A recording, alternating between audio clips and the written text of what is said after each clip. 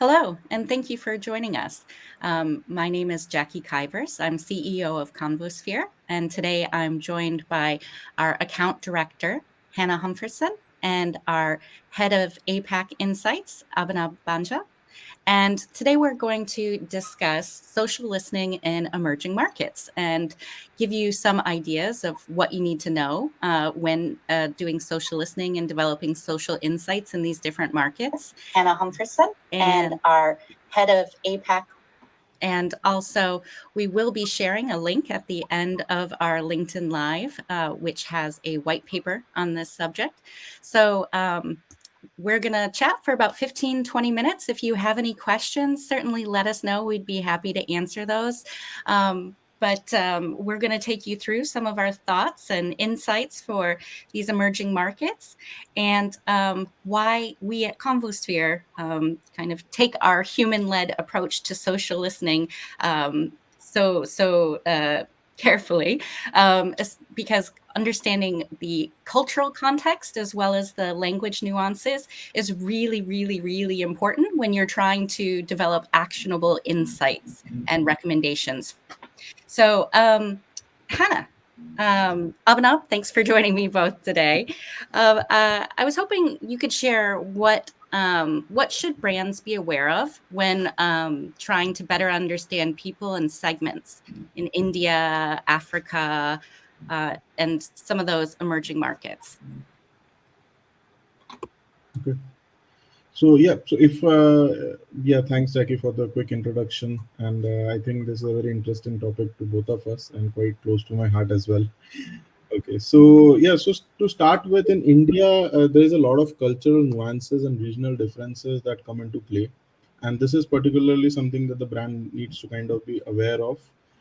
And these nuances actually impact the overall online ecosystem and how people use language, how they consume or generate information, and even to some extent how they react or engage with brands communication. So in general, I would say that the first important step is for brands is to understand what specific segments and what's the target audience and what are the regions that they want to focus, because India is a vastly diversified country, so it's very important to understand which regions they want to focus. And one thing that is very important to may kind of consider is that there is a strong focus on emotional cultural connect in India, which is a key to successful brand engagement if leveraged properly. Okay. Thanks, Abhinab. For Africa, I would actually echo Abhinab's point about the regional differences. Africa is a huge continent, and the experiences of people based in Cairo, for example, are likely to be vastly different to those of people living in Johannesburg. We also see huge wealth disparities within countries and cities, with some people living very privileged lifestyles, while others are sort of living more hand to mouth, perhaps even living off the grid, sharing devices like mobile phones, tablets, PCs, and so on. So brands really need to be aware of how these different circumstances affect consumers' attitudes and motivations, as well as their purchasing activities. So I think that's really interesting that you guys have both touched on the languages and culture and the differences in the lifestyles across the different regions and the markets themselves.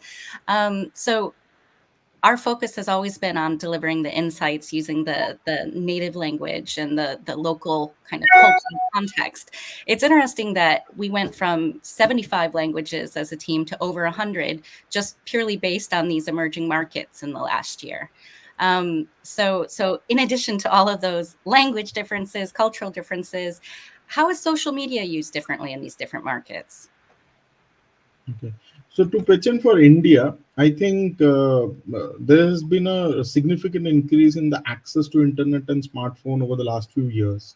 And this has given a rapid increase or rise in usage of social media in general, but especially in the tier 2 and tier 3 cities, which has actually led to a revolution in the way content is being generated. So there has been a huge increase in content generation, and there has been also a rise in social media influencers in India. However, we need to understand one very important thing that even brands need to consider is that most of the content that is being generated in India on social media is very entertainment and information focused, right? So it's the ratio of posts which are around opinion sharing or kind of recommendations is pretty low, and whatever opinion sharing is happening as of now is on private groups and chat apps. So that is a behavior that is there, and that is something that the brand needs to keep into consideration, and it's very unique for India. Okay. I think similarly again to India, consumers in many African markets have kind of leapfrogged the PC revolution, and they've gone straight to accessing the internet via their smartphones. Where we do see a difference, I'd say, is that people in Africa do not tend to shy away from sharing their opinions on social media, or at least in many markets. So we see lots of opinion sharing around brands, around products, but also attitudinal divides which emerge in these online conversations, especially between people who embrace more traditional values and more conservative values, but versus those who are perhaps a little bit more progressive. Another big difference we see between Africa and, say, the US and the EU5 is the prevalence of WhatsApp as a social platform, which isn't just used to communicate with friends and family, but it's also really a key business tool for hosting conversations between businesses and their customers. It's often the primary way that businesses in Africa will communicate with their customers. Taking Africa and India into consideration, what languages are spoken online? Is there one main language, or how does that work? So in India, I would say that English and Hindi are the most predominant languages spoken, but it varies a lot by region. And in totality, there are approximately 21 different languages that are used online. And in addition to that, there are a lot of mixed language usage. One of them is English, the most commonly used, but I think the variation is there for all the markets. And again, the region of focus and the category and the target audience impacts the way people use the language, or what are the languages they are going to use online. So to give you an example, if you're focusing on a certain lifestyle category or brand, people are most likely to use their native dialects or the local languages, even online. But for topics which are more global oriented, technical or complex in nature, they might tend to use more English, and they might just write about the topic in English as a preferred mode of communication online. So that is how the way that people kind of use the language and differs a lot. So you think it differs between the kind of content that they're sharing and the platform that they're on? Yes, the platform content and the level of skill set that is required to write about that content, so that varies, right? And who is writing that, even the target audience, right? If it's youngsters, if it's the people who are kind of talking about their favorite sports or celebrities, they will be talking more in native languages or the local languages. Even it's politics, so they will talk in local languages. Whereas something which is more education oriented or global in context, they will be using either mixed languages, when they will be using the terms which are global or people use generally worldwide, with their opinions in the local languages, or else pure English or Hindi. Yeah. Okay. And Hannah, I mean, Africa is such a large region. What do languages look like when doing social listening there? Well, first, that was so interesting what you just shared, Abhinab. I think it's quite different from what we've seen in Africa. There are obviously thousands of languages being spoken across the continent, but we do actually find that the vast majority of online conversations use just a few languages. So that tends to be English, Arabic, French, and then to a lesser extent, Portuguese. So as an example, even though the official national language of Ethiopia is Amharic, 95% of posts from that country are made in English. One reason we think that might be is simply that people are hoping to reach the biggest audience possible with their content. So if a Nigerian person were to post in one of the country's hundreds of regional dialects, that would naturally shrink the potential audience that's likely to kind of understand and maybe engage with the post. So in that market, 80% of the posts are made in English. Okay. And what is code switching? I think you mentioned it briefly before.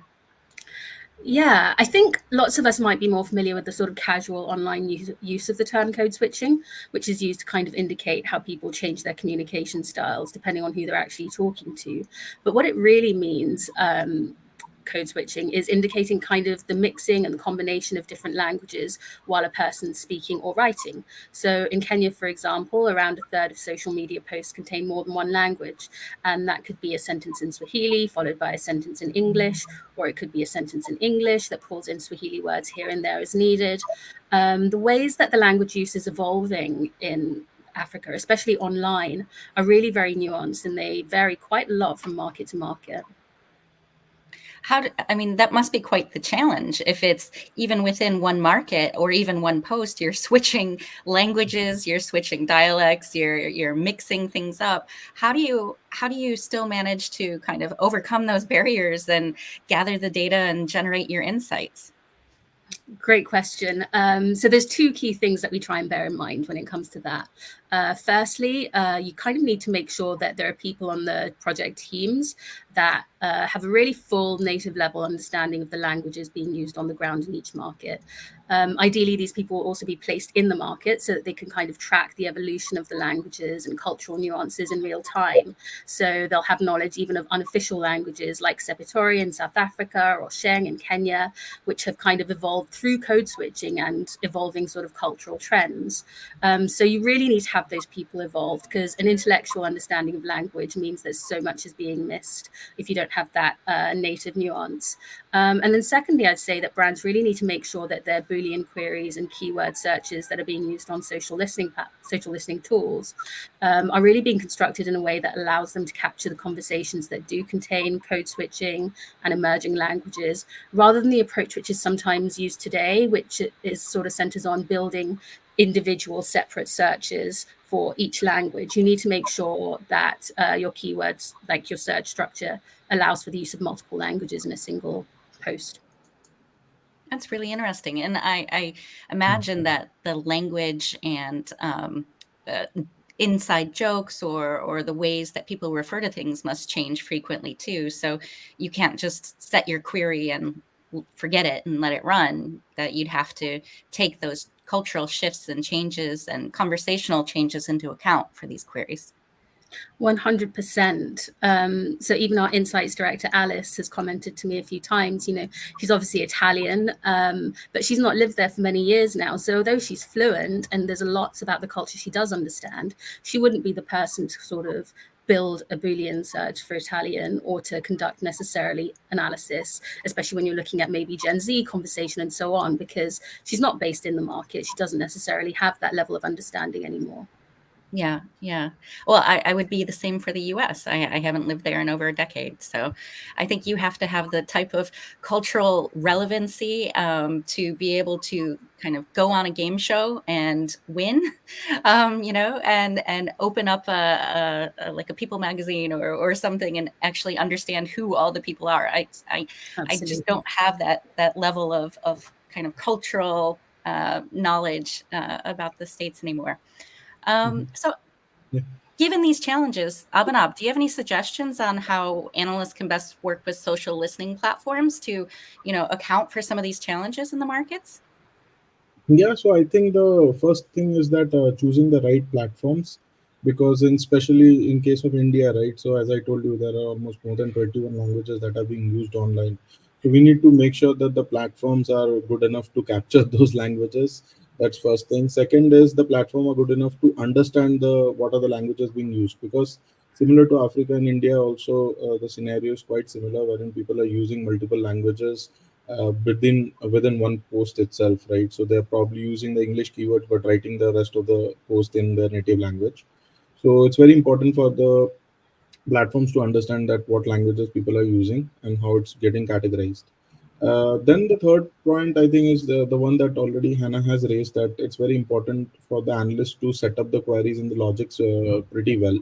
So again, the same thing. If you're creating mixed logics, we still need to keep in focus that people are going to use those mixed languages, right? So they're going to use English with Hindi, with Bengali, other languages. So it cannot be standalone queries for English or Bengali or Hindi. It needs to be a combination of multiple queries and way people are writing.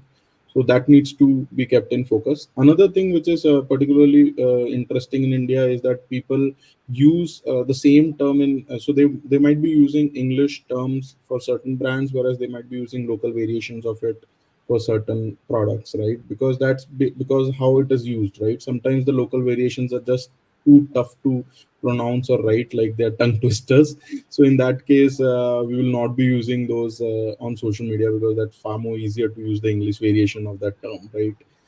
And so that is the contextual knowledge that people or analysts need to have, and that differentiates by state, not even the country, right? So that needs to be there, because that is how, because I'm not never going to search the Hindi variation of air conditioners in India, because that's like very tongue twisted term, right? So I know that people will be always using AC or air conditioner as their term. They're not going to use the Hindi variation of it. So these are some of the key things, or kind of things that analysts or teams need to keep in focus, or that is how we basically mitigate the challenges in India. Another thing that we need to consider in India is mixed languages, which is where people are actually typing their native language but in English. And that comes because we generally use a standard QWERTY English keypad, and that's there for all devices. So it's easier for us to type the language in English rather than our native language. And that creates a lot of challenge, because tools do struggle to identify those terms. So even we have to set up that when we are setting up the booleans. So that those are all a lot of considerations in place that we need to make sure of. So it sounds like, there's several factors for successful social listening in these markets. Yeah. But for brands specifically, what is the impact of doing the social listening and developing the insights in these emerging markets? Mhm. So in India, I can say that one of the biggest impact or incentive is 467 million active social media users. That's like a huge population, and this population is now, I would say, they are quite social media savvy, active. So that's a huge audience, and also the ecosystem of influencers is very evolving, and it is very, I would say, unconventional and unique in India, because it's not the standard KOLs or online offline influencers who are necessarily the online influencers as well. So there are very unconventional influencers that we have seen that those people follow, and they are very active in their space. So these are spaces that the brands need to kind of really actively watch into, and if they're able to tap into it, I think they have access to a huge audience and ever growing audience, basically. So yeah, so this basically gives a challenge, as well as if leveraged properly, this gives them access to a huge market. Yeah, it's it's an incredible amount of internet and social media users. Yeah, Um, Absolutely. Hannah, any last thoughts about what brands need? Sure. As you say, Abhinab, I think it's hugely important for brands to include social insights in their emerging market strategy, just because, as we know, social media use is constantly increasing around the globe, but especially in emerging markets where there's a growth potential that can't really be matched by Western markets. And also, they tend to have much younger populations, which, as we know, are kind of more likely to turn to social media to answer their questions and to build their communities, or sorry, to ask their questions. We also know that over the past few years, in Africa at least, SMEs on the ground have developed a really excellent understanding of how to use social media to kind of build their customer base and communicate with their target audiences. So for any brand to kind of remain competitive in these markets, they need to have visibility of the conversations taking place online, both to kind of understand the competitive landscape and to build knowledge of what their potential customer base looks like, what their drives are, what their needs are, and the cultural influences that are kind of impacting their decision making. Social listening is just an invaluable resource, and its results just really can't be approximated at comparable costs anyway by other methodologies. And would you see this replacing or augmenting primary market research in these markets? Augmenting, I would say. I think digital kind of data sources, as I say, are so valuable. But depending on the questions you've got, I think kind of trying to build, as we do at Convosphere, build bespoke methodologies that kind of are tailored to the client's business questions, the client's needs, and sometimes that means using kind of two methodologies in tandem. yeah. Excellent. And Exactly. so I think, as we've mentioned, we have seen this growth in social listening in these markets, just evidenced by our own increase of more than 30 languages across Africa and India in the last year. So we've kind of set the expectations for kind of why you should be doing it, what advantages it can bring, and some of the key challenges that people have faced for developing insights from social listening in these markets. I really appreciate you, Abhinab and Hannah, taking us through kind of some of your thoughts, advice, and findings on this. And for anyone who's interested, we also have a white paper on this topic to share, and we'll put the link in our comments on this video. But if there's no further questions, I think we will wrap it up. And thank you very much, Hannah, Abhinab, for joining me. Thank you. Thanks, Jackie.